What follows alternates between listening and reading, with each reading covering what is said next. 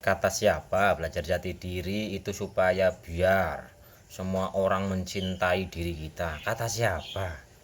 Ayo, pahami lagi, belajar jati diri itu bukan agar hidupnya semua orang mencintai diri kita, tidak.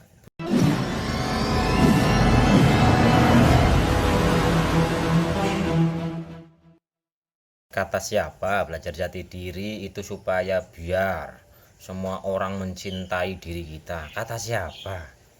Ayo, pahami lagi, belajar jati diri itu bukan agar hidupnya semua orang mencintai diri kita, tidak. Bukan seperti itu, bukan. Mengenal diri, belajar jati diri, bermarifat, sangkan paraning dumadi itu bukan biar orang itu mencintai kita, enggak gitu konsepnya. Jadi gini loh, kehidupan itu seperti biasa Bapak Ibu. Yo ada yang nggak suka, yo ada yang suka. Karena kita hidup di alam bumi ini yang mempunyai hukum sunatullah. Sedangkan hukum sunatullah untuk keseimbangan ya ada yang suka, ada yang tidak suka. Jadi belajar jati diri itu bukan apa ya, bukan pelampiasan. Bukan pelampiasan, bukan supaya orang mencintai kita semua, supaya kita dihormati orang, supaya kita dihargai orang, semua orang itu menghargai kita semua. Kalau niat awalnya seperti itu Bapak Ibu nanti di perjalanan akan lelah sendiri, jadi ayo mulai dipahami. Belajar jati diri itu adalah kita sadar bahwa diri kita yang sejati itu adalah rohani, yang sifatnya adalah menjadi penyaksi dengan kenetralan. Jadi jiwa kita itu adalah penikmat dan pengamat, roh kita itu adalah penyaksi atas semua yang terjadi tanpa ada rasa tidak terima, tanpa ada rasa bahagia. Roh itu nggak ada rasanya Bapak Ibu.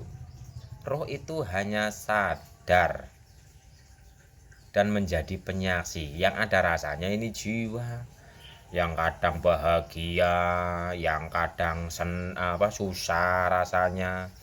Ini jiwa yang masih melekat, jadi masih naik turun, kadang bahagia, kadang susah. Lah jiwa yang merdeka adalah jiwa yang selalu tenang, damai, bahagia, menikmati hidup apa adanya, kasunyatan gitu loh, apa adanya. Jadi menikmati apa yang ada di sekitar kita ini, di kehidupan kita ini jiwa.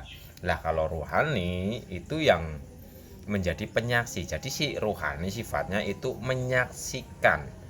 Rohani itu sifatnya berserah, mengikuti kehendak ilahi dan menyaksikan yang terjadi dalam diri kita maupun di luar diri kita. Jadi luruskan dulu Bapak Ibu niatnya. Belajar jati diri itu bukan untuk pelampiasan agar disukai semua orang, agar dihormati semua orang, agar hidupnya selalu tercukupi tanpa kekurangan sama sekali. Enggak gitu. Kehidupannya tetap seperti pada umumnya. Cuman waktu belum mengenal jati diri, di saat dibenci kita marah, di saat difitnah kita marah, di saat ada yang tidak suka dengan kita marah, nggak terima dan sebagainya. Tapi kalau sudah mengenal jati diri, ada yang benci, ada yang memfitnah, ada yang tidak suka, kita tetap netral. Jadi rasa kita dari jiwa ini sudah tidak terpengaruh, tidak baper. Jadi belajar jati diri bukan untuk merubah sesuatu yang ada di luar Bapak Ibu. Wah belajar jati diri biar yang di luar nanti seperti apa yang kita mau. Enggak begitu. Yang di luar ya tetap seperti itu, wong sifat karakter dan perjalanan jiwanya orang itu seperti itu. Lah kalau kita sudah kenal jati diri, orang itu tetap seperti itu, kita sudah terima, kita sudah tidak membencinya, kita akan lebih bisa mensikapinya. Lah mensikapinya pun sebenarnya bukan kita yang mensikapi. Yang mensikapi adalah Tuhan itu sendiri. Tuhan itu sendiri yang akan menggerakkan kita nanti mensikapinya bagaimana orang ini gitu. Karena apa? Karena kita menjadi si penyaksi ini. Di saat kita benar-benar menjadi penyaksi, kerenteke ati, pikiran berjalan, ini sudah dia itu sendiri yang memproyeksikan atau yang menggerakkan atau yang mensikapi sesuatu kejadian yang ada di luar diri. Sudah bukan kita lagi. Jadi ayo dipahami lagi, belajar jati diri itu bukan biar yang di luar diri itu jadi suka semua kepada kita, terus yang di luar diri yang jadi seperti yang kita mau, enggak. Jadi belajar jati diri adalah kita mengenal diri kita yang sejati. Diri kita yang sejati itu hanya sebatas menjadi penyaksi secara rohani, secara jiwa. Sang jiwa yang murni, jiwa yang merdeka itu selalu tenang, damai, bahagia, menikmati hidup ini apa adanya, dan si raga ini mengaplikasikan tunduk patuh ini raganya kepada batinnya. Jadi perlu dipahami lagi nih Bapak Ibu, luruskan lagi. Ayo diperbaiki niatnya. Soalnya nanti kalau niat Bapak Ibu dari awal belajar jati diri agar ini, agar itu, agar selalu, agar jeli dan sebagainya, nggak apa-apa kalau agar jeli, agar selalu nggak apa-apa. Agar yang tadi dibenci jadi nggak dibenci, jadi semua suka, ini hilangkan. Jadi belajar jati diri kalau niatnya sudah agar orang mencintai semuanya, nanti di pertengahan jalan Bapak Ibu akan capek-capek sendiri, Bapak Ibu akan lelah sendiri. Jadi udah, belajar jati diri adalah untuk pemurnian jiwa raga, membersihkan tempelan-tempelan energi negatif, emosi-emosi negatif, rasa-rasa negatif, sifat-sifat negatif yang ada di dalam diri. Ketika ini terbersihkan, kita akan semakin dekat kepada Tuhan kita. Ketika sudah semakin dekat, lama-lama kita berserah. Di saat berserah, kita akan fanabila, lebur. Sudah tidak ada ya sudah menerima lah intinya, sudah menerima kehidupan ini, sudah sadar, sudah netral, menjadi penyaksi, menikmati hidup ini. Jadi nggak gampang baperan, nggak kebanyakan keinginan. Nah, pingin apa sih ya? Pengen apa coba? Wong kalau sudah mengenal jati diri, nanti ketika Tuhan kan maha tahu nih, Tuhan maha tahu apa yang kita butuhkan, nanti dikerentekan kok dalam hati kok. Jadi kalau benar-benar pengenalan jati diri, nggak ada keinginan apa-apa Bapak Ibu. Yang ada hanyalah tunduk patuh, berserah, yakin, percaya Dia akan mencukupi semua kebutuhan kita, Dia akan selalu melindungi kita, Dia akan selalu bersama kita dimanapun dan kapanpun. Jadi kita ya udah berserah, kita jalani saja hidup ini penuh dengan kesadaran dan kenetralan. Udah, intinya bersih-bersih terus hatinya, bersihkan hatinya, dekatkan diri, berserah. Nanti akan paham-paham sendiri. Karena pelajaran jati diri itu tidak bisa hanya dipahami lewat akal logika, nggak bisa Bapak Ibu. Justru akal logika ini harus difanakan dulu. Sininya difanakan, wadahnya kosong, lebur ke dalam hatinya, ke dalam kesadaran murninya. Ketika sini sudah fana, kosong, lebur, nanti getaran cahaya, getaran energinya akan mengalir dan mengisi sini kita, sehingga sini akan digerakkan oleh Dia. Jadi leburkan dulu sininya. Pelajaran jati diri itu bukan sekedar konsep, bukan sekedar paham teori, bukan sekedar seberapa banyak hafalnya, tapi justru ini harus dileburkan dulu. Biarkan sini nanti kalau sudah kosong akan dipenuhi oleh getaran-getarannya, oleh kuasanya, oleh energi-energinya. Jadi leburkan dulu atau fanakan dulu sininya.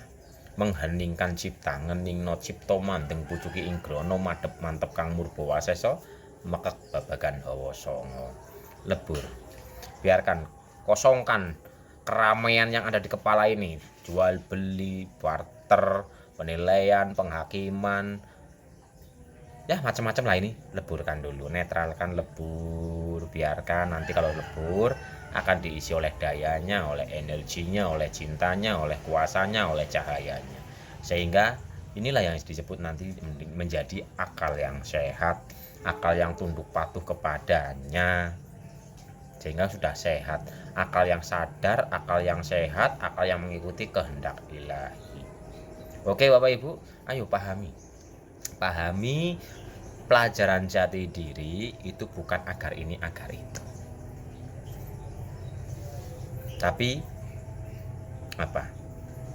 kita mengenal diri kita, yang sejati. Di saat kita kenal diri kita yang sejati, maka kita akan kenal dengan Tuhan kita ini. Diri yang sejati adalah sumbernya langsung dari Dia. Barang siapa kenal dengan dirinya, maka ia akan kenal dengan Tuhannya. Ya bersih-bersih aja dulu, bersih-bersih. Teknik-tekniknya banyak itu. Di video-video yang sebelum-sebelumnya disimak saja teknik-tekniknya, tata caranya, dipahami dulu, terus dipraktekkan. Intinya pelajaran jati diri itu harus praktek secara kontinu. Berapa lama? Ya udah, yang penting praktekkan saja. Wong yang mengenal dia itu sendiri yang memperkenalkan. Tidak ada satu makhluk pun yang bisa kenal dengan dia kecuali dia sendiri yang memperkenalkan dirinya kepada kita.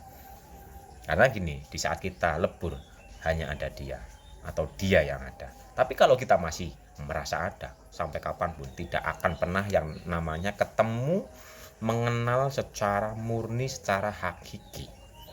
Kalau ketemu bayangannya mungkin iya. Kalau kita masih ada, merasa dengan ini kita bisa kenal, itu mungkin ketemu dengan bayangannya, tapi bukan dengan sejatinya. Bukan dengan sejatinya. Karena di saat ditemui, dijumpai oleh yang sejatinya, diri kita itu lebur. Di saat kita masih ada, dia nggak akan menampakkan dirinya, nggak akan memperkenalkan dirinya. Tapi di saat kita nggak ada, kita fana, yang ada hanyalah siapa. Gitu Bapak Ibu. Jadi udah, intinya bersih-bersih, dohir batin, mendekatkan diri, berserah diri kepadanya. Barang siapa bersungguh-sungguh untuk mendekatkan diri, untuk berjalan meniti ke dalam dirinya, untuk pengenalan jati dirinya, maka dia akan menjumpainya. Karena yang dilihat adalah kesungguh-sungguhannya dalam meniti proses perjalanan ke dalam diri. Jadi nikmati saja, nggak usah mikir berapa lama, nggak usah dipikir berapa lamanya. Udah praktek istiqomah. Nanti kalau sudah waktunya juga ya paham sendiri, sadar sendiri. Yang penting praktekkan Bapak Ibu.